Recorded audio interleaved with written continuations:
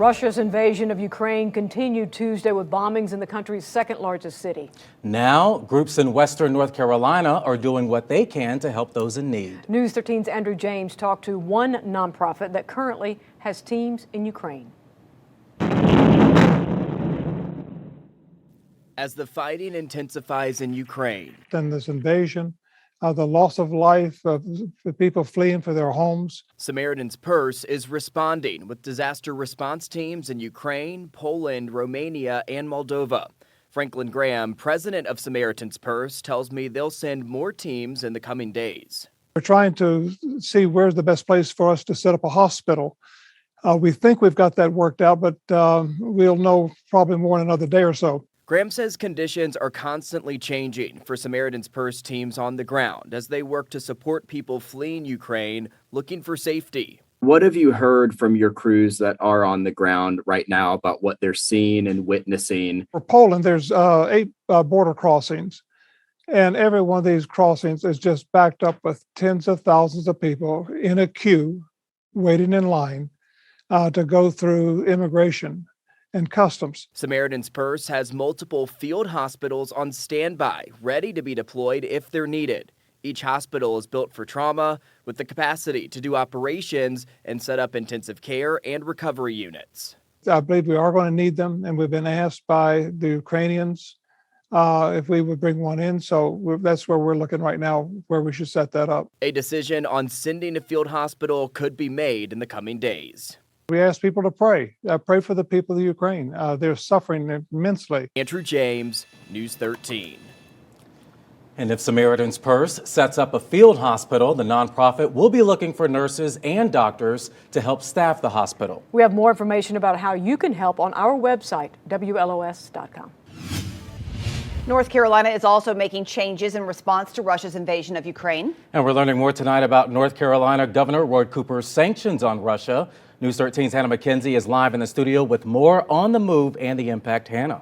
These statewide sanctions apply to state government agencies, but Cooper says he strongly encourages other state entities and local governments to follow suit. Governor Roy Cooper implementing sanctions against Russia.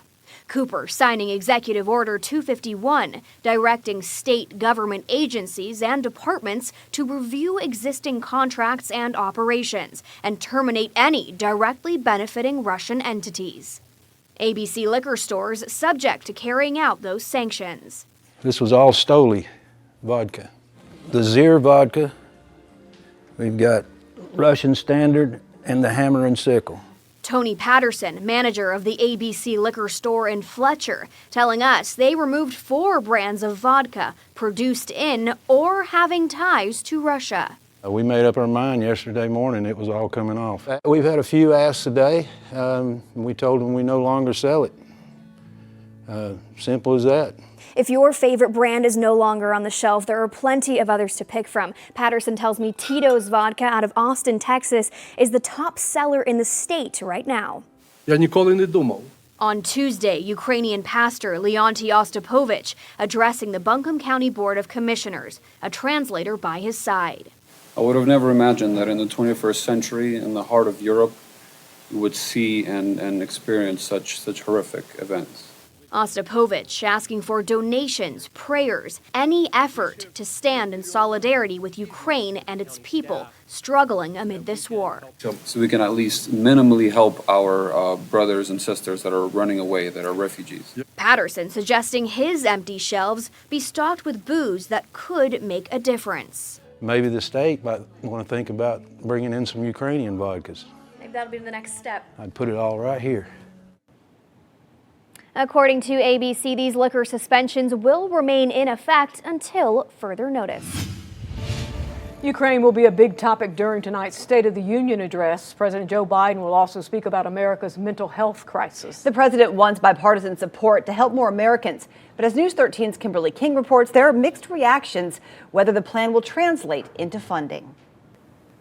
There's no doubt people struggling with mental illness and drug addiction are falling through the cracks. These units can be used to help house those who are trying to recover or potentially could be on mental illness medication for a lifetime. And a program director we spoke with in Asheville says the fact that the president is making this a priority is welcome news.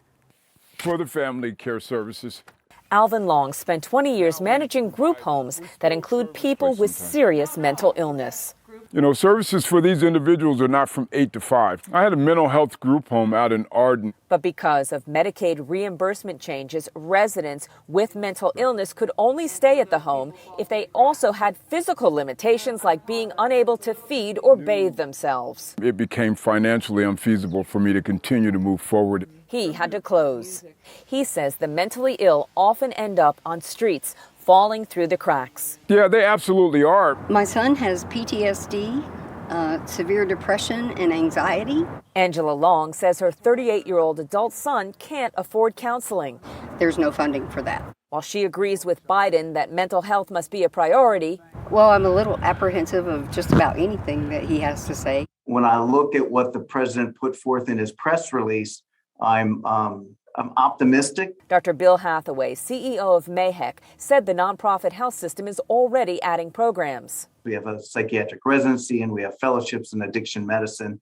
When you look at this news announcement from President Biden, does this say to you multi-millions, potentially billions of dollars potentially could be earmarked to address the mental health crisis? It will take that much money to even begin to address it. While this is the pledge from the administration, the allocation of resources comes through congressional efforts. And so the proof will be in the pudding.